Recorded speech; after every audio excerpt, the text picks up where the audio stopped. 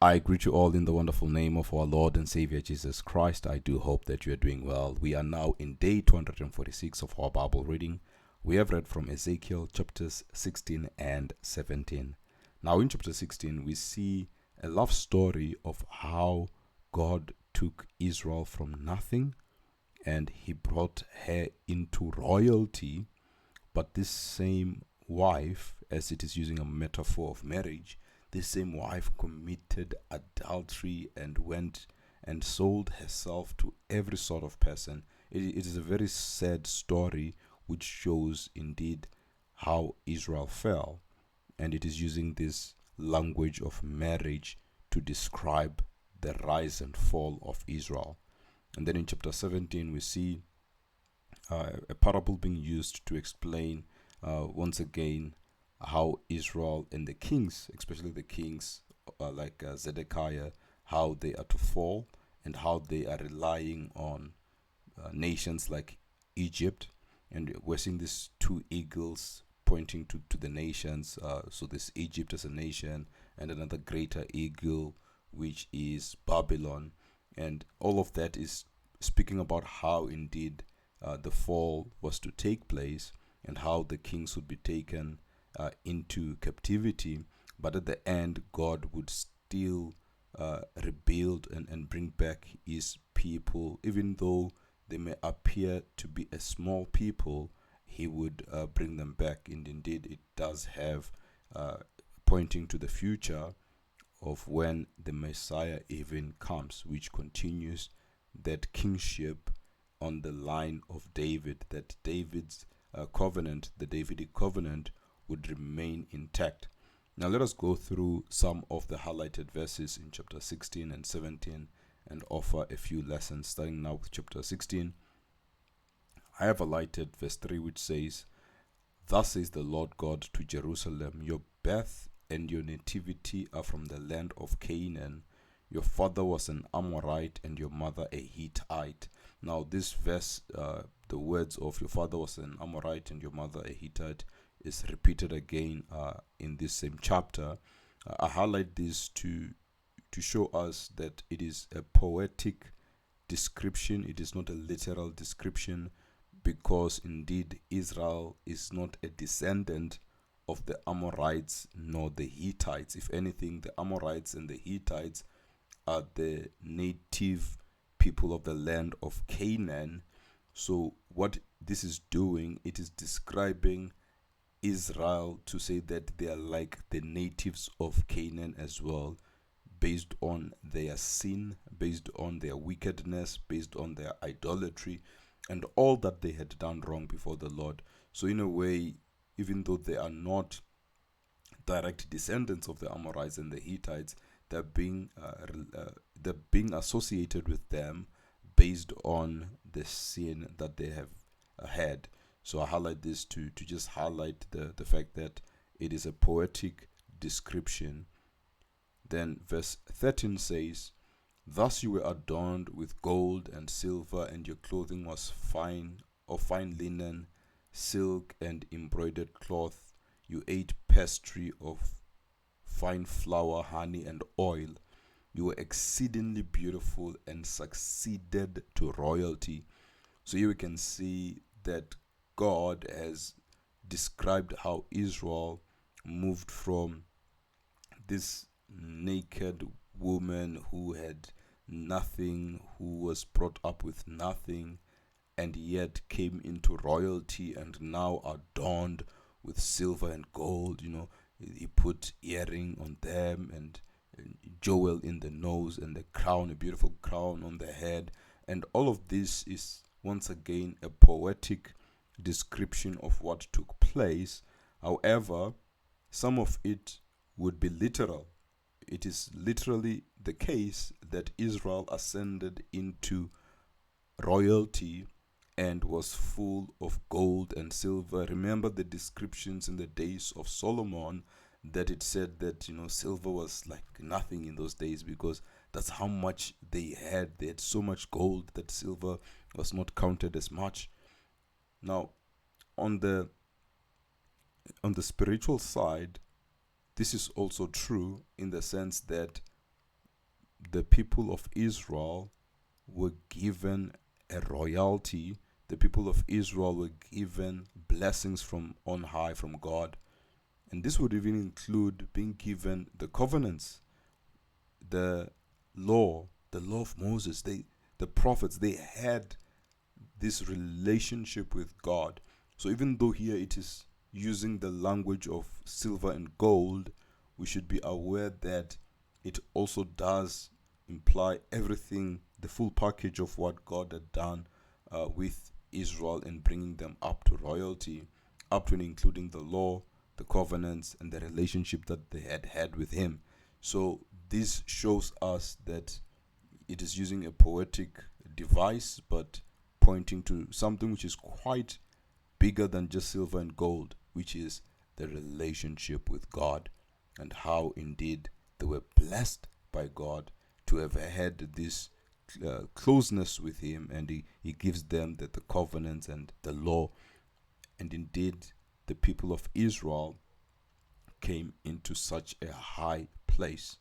But yet, what happened? Verse 15. But you trusted in your own beauty, played the harlot because of your fame, and poured out your harlotry on everyone passing by who would have it. So here we can see that instead of enjoying the relationship they had with God and the blessings from God, they trusted their own beauty. They turned the beauty which was given to them by God. Remember, they began with nothing, as was described. But they began with nothing. They had this beauty. And now instead of continuing trusting in God, looking to God, having a relationship with God, obeying God, they trusted in their own beauty. Now there's a problem when people come and ask God for things, and when God gives them those things, now they forget about God and look at the things. Where there's no relationship with God, people only want the things of God and not God Himself. And here we see that they looked to self. They trusted in themselves. They trusted in their own beauty. So this speaks of pride. It speaks of sin. It speaks of looking away from God. They played the harlot because of their fame. So they took their fame, instead of saying and pointing people to God to say, we are here because of God, it is that which God has done, they look to themselves. And their fame was their fall. The fact that they had riches, they had the glory, they forget God. We can be reminded of this as well. We can be reminded to be a people who keep on having a relationship with God, who keep on trusting in God alone, not turning to silver or gold, not turning to our own strength, not turning to our own abilities or whatever achievements you have. Sometimes you can become famous, maybe become a famous singer or famous preacher, whatever it is. Don't trust in that. Keep on having a relationship with God. And then verse 21 says, in fact, let me read it from verse 20. Moreover, you took your sons and your daughters, whom you bore to me, and this you sacrificed to them to be devoured. Were your acts of harlotry a small matter? Harlotry meaning they committed idolatry, worshipping other gods. So God is asking, was that a small matter, that you have slain my children and offered them up by causing them to pass through the fire? So this is one of the bad things that Israel did.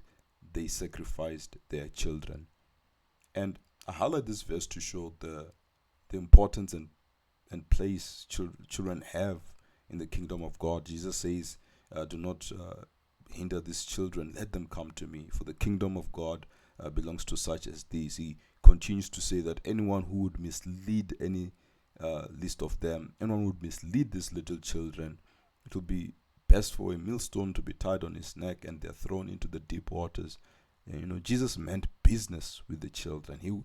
The children of God belongs to such as this, as he had said. And here we can see that as part of the description of the wrong things that these people did, included not just the idolatry, worshipping other gods, but God spelt it out. It included also that they had sacrificed their children. I highlight this verse to once again encourage us to have a heart that cares for children, to pray for the children, to lead them to the Lord, and to be watchful that we do not cause them to stumble or to sideline the children. Indeed, they belong to God. Verse 33 says, men make payment to harlots, but you made your payments to all your lovers and hired them to come to you from all around for your harlotry. Such a sad description describing the adultery of Jerusalem. And it is saying that, look, when people commit this thing of going to a prostitute, it is the man who pays the prostitute. But you, as the prostitute, you are even paying the man for it. Of course, it is using some deep language here to describe that they are really going all out to find those idols, to interact with them, to pray and to worship the idols. They are selling themselves into it, so much so that they even go to the extent of suffering an expense, a cost. They go all out. So it's not an accident that this thing is happening. They're going all out to get into this sin of idolatry, of worshiping other gods. And here we can see that it was an extreme and sad situation describing how Jerusalem had committed idolatry, how they'd worshipped other gods, that they are doing it at a cost to themselves. Now, I highlight this verse with a modern or application we can think about to say, when people abandon God or forsake the Lord and go into whatever other idols today and whatever other things people are chasing today, oftentimes you find they do it with a cost to themselves. They pay to go and see those things or to have access to those things. So they are abandoning God even at a financial cost of getting into those things. What a sad thing that one would lose a relationship with God, but also to get into those relationship with demons, they must pay for it. Some are paying to buy animal sacrifices. Some are paying to get to sangomas who are misleading them in one way or the other. Some are paying the false prophets to tell them things. They go into to have a one-on-one with the prophet to be told false things, and they're paying it. Imagine, first of all, these people are lying to you, but now you must pay for it. However, as we close this chapter, verse 60 says, nevertheless, I will remember my covenant with you in the days of your youth, and I will establish an everlasting covenant with you. I found this verse to be quite beautiful, verse 60, that we have been reading a very sad story about the fall of Israel, about how they'd committed so much sin. And yet God says, nevertheless, I will remember my covenant with you in the days of your youth, and I will establish an everlasting covenant with you. Indeed, this is a God who is a covenant-keeping God, who would restore his people and keep his covenant.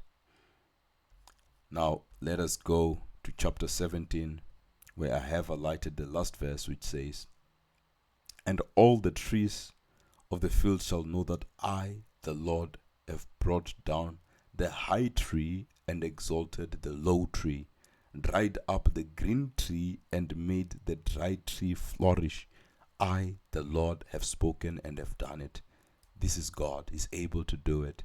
It's interesting that one would expect that the high tree will keep on shining, but yet God would bring it down. And the low tree, one would expect it would keep on suffering, and yet God would exalt it. And the dry tree will flourish. And this dry tree speaks of the remnant of his people, that they were low, they were dry, because they are becoming less and less and fewer. And even after they came back from the captivity, they were still a small in comparison with all of these other nations like Egypt and Babylon, who were going to receive judgment from God. And yet God says that this dry tree, or this low tree, he will exalt it, and this dry tree will flourish, which shows that not only would his people come back from captivity, but also that he would keep his Davidic covenant, that at the end there will be a Messiah who comes from these very people who are small, who are low, who are dry. They will flourish, they will be exalted, and indeed Jesus would come later on from these very people who seem to be defeated. And this is God, He's able to do it. He says, I, the Lord, have spoken and have done it. It's a covenant keeping God. And just as we read in chapter 16, verse 60, the Lord says that He would remember His covenant. And part of Him remembering His covenant is exactly this. He would bring this dry tree into flourishing. Friends, let us keep on trusting in God. Let us not turn to other things which will cost us, which do not have a solution for us. Let us trust in the Lord. Let us look to God. He is able to do it. He is able to bring that which is low and bring it on high. When we humble ourselves, He is able to bring us. He is able to do it. Let us trust in Him. Let us look to Him, and not to all these other things that the world has to offer. The world offers those things at a cost. And God is able. God is able. It might look like it's a low position. It might look like it's a dry position. But God is able to bring us to Him, to refresh us, to give us His Holy Spirit, and for us to indeed come to a place of flourishing and being alive. Because Jesus says that He gives life in abundance. The enemy comes only to steal, kill, and destroy. But Jesus gives us life. And so we may look small, we may look dry, but there's life even in God. There's life in Jesus. Let us hold on to these things. Here, of course, it was a prophetic word which points to how even these small people would be restored. God restores. May we indeed continue in Him. Amen and amen.